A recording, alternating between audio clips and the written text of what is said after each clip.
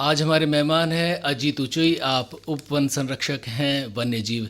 अजीत जी, आपका स्वागत करते हैं। अजीत जी, आज वन्य जीव सप्ताह खत्म हो रहा है, बताएं कि क्यों मनाया जाता है और आज तक क्या क्या गतिविधियां हुई हैं। सबसे पहले तो आकाशवाणी का शुक्रगुजार करना चाहूँगा कि इस वन्यजीव सप्ताह के अवसर पे जो आप अवेयरनेस का काम कर रहे हैं वो बहुत ही सराहनीय है।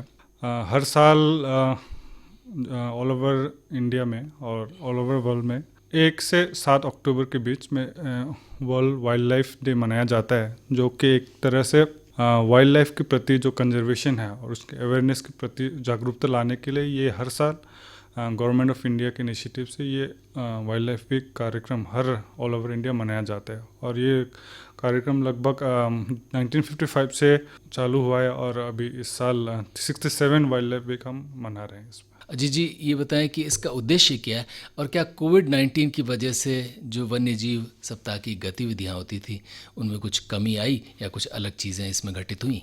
जैसे कि वाइल्ड लाइफ वीक का मेन ये उद्देश्य था कि उनको एक तो जो वाइल्ड लाइफ के प्रति कंजर्वेशन के अवेयरनेस और उनकी जो कैसे हम उसको प्रिजर्व कर सकते हैं उनके अवेयरनेस लाने के लिए मेन ये वाइल्ड लाइफ वीक मनाया जाता है। और कोविड को देखते हुए अगर देखा जाए तो पिछले 2 साल से हम ऑफलाइन जैसे ऑनलाइन कार्यक्रम कर रहे थे, जैसे वेबिनार्स वगैरह, तो हम जो मास जो आउटरीच था वो कर नहीं पा रहे थे। तो इस साल से हम थोड़ा सा कोविड के हालात सुधारने की वजह से हमने थोड़ा सा आउटडोर एक्टिविटीज़ काफ़ी हमने किया है और उम्मीद है कि आगे भी ये चलता रहेगा। ये उदयपुर में ख़ास तौर पर इस सप्ताह के दौरान क्या क्या गतिविधियां रहती है और इसमें बच्चों की ख़ास तौर पर कितनी सहभागिता रहती है। जैसे कि हमने 1 तारीख को ये इनॉग्रेशन वाइल्ड लाइफ वीक का शुभारम्भ किया था। उसमें हमने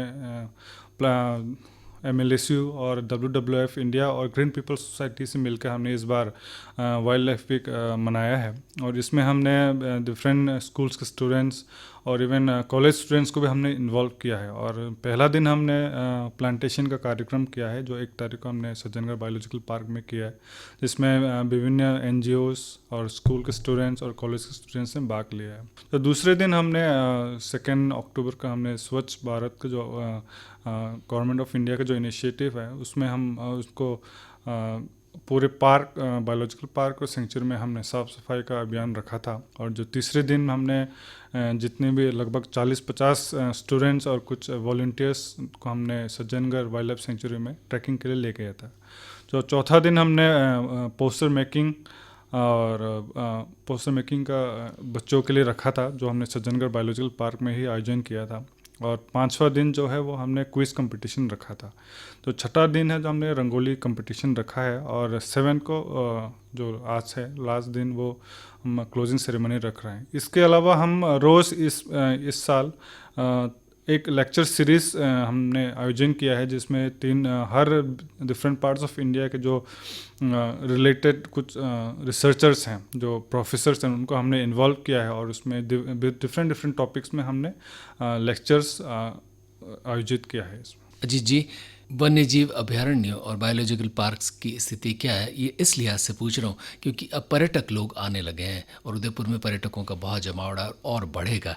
तो वहाँ पर कितने पर्यटक जा रहे हैं, उनकी क्या स्थिति है और लोगों की भीड़ हो या ना हो, उनको क्या क्या अतिरिक्त सुविधाएं दी जा रही हैं। जैसे कि कोविड से पहले अगर हम देखा जाए कि जो टूरिस्ट के जो सिचुएशन है, तो सज्जनगढ़ बायोलॉजिकल पार्क और सज्जनगढ़ वाइल्ड लाइफ सेंचुरी दोनों मिला के लगभग देखा जाए तो 3 से 5 लाख टूरिस्ट आते थे पहले। लेकिन अब पोस्ट कोविड ये प्रति माह की बात कर रहे हैं। हाँ, 3 तो से 5 लाख नहीं, पूरे साल में जी। तो ये पूरे साल में लगभग 5 लाख टूरिस्ट आते थे।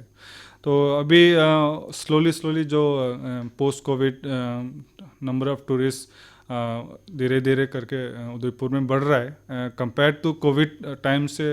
अभी तो मतलब इतना वो पीक आया नहीं, लेकिन हम उम्मीद कर रहे हैं कि होपफुली जो आने वाले जो इस विंटर सीज़न में टूरिस्ट की गतिविधि और बढ़ेंगे। और सितंबर माह के हम अगर जो अपने पास जो रिकॉर्ड है देखा जाए, तो हमने लगभग 35,000 टूरिस्ट ने विज़िट किया है सज्जनगढ़, सिर्फ सज्जनगढ़ सेंचुरी विज़िट किया है। तो होपफुली जो आने वाले टाइम में कि उदयपुर एक इवन वर्ल्ड में भी रिनाउन है उदयपुर एक टूरिस्ट के हब की तरह। तो ये एक सज्जनगढ़ सेंचुरी और सज्जनगढ़ बायोलॉजिकल पार्क एक बहुत ही बड़ा आकर्षण रहेगा। और अगर सुविधाएं की बात करें तो जैसे यहाँ पे आप सज्जनगढ़ बायोलॉजिकल पार्क में आएंगे तो टूरिस्ट के लिए गोल्फ कार्ट की सुविधा है, आप गोल्फ कार्ट से घूम सकते हैं पूरी। और आप सज्जनगढ़ में है कि आप वहाँ पे प्रकृति का आनंद ले सकते हैं और पूरे वहाँ के जो वातावरण है, जो अरावली जो उदयपुर अरावली का जो ग्रीनरी है आप पूरे देख सकते हैं और पूरे खुली हवा आप पूरे आनंद ले सकते हैं। अजीत उचोई जी, जाते जाते वन्य जीव सप्ताह के समापन के दौरान तमाम उदयपुर वासियों से क्या कहेंगे?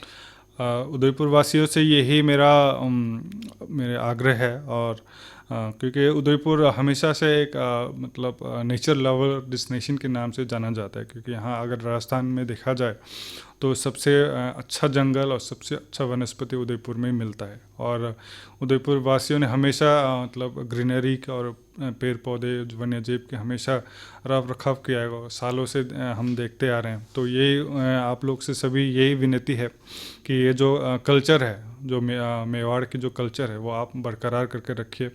और हो सके तो इस वन्यजीव सप्ताह, ये सिर्फ वन्यजीव सप्ताह में नहीं कि आप ज़्यादा से ज़्यादा पेड़ लगाइए, उनको बचाइए और अपने उदयपुर सिटी को खूबसूरत बनाइए। क्योंकि वनस्पति और वन्यजीव बचाना सिर्फ सरकार का काम नहीं है, हम आम पब्लिक का भी यही काम है। और कॉन्स्टिट्यूशन ऑफ इंडिया भी यही कहता है कि वन्यजीव और वन प्राणी जो उनका एक नेशनल प्रॉपर्टी है और ऐसे ये हमारी रिस्पॉन्सिबिलिटी है कि हम इसको और अच्छे से अच्छे उनको रखें और इनको कंजर्वेशन और उनके बेटरमेंट के लिए हम और काम करें। अजीत उचोई, उप वन जीव संरक्षक उदयपुर, आपका आभार।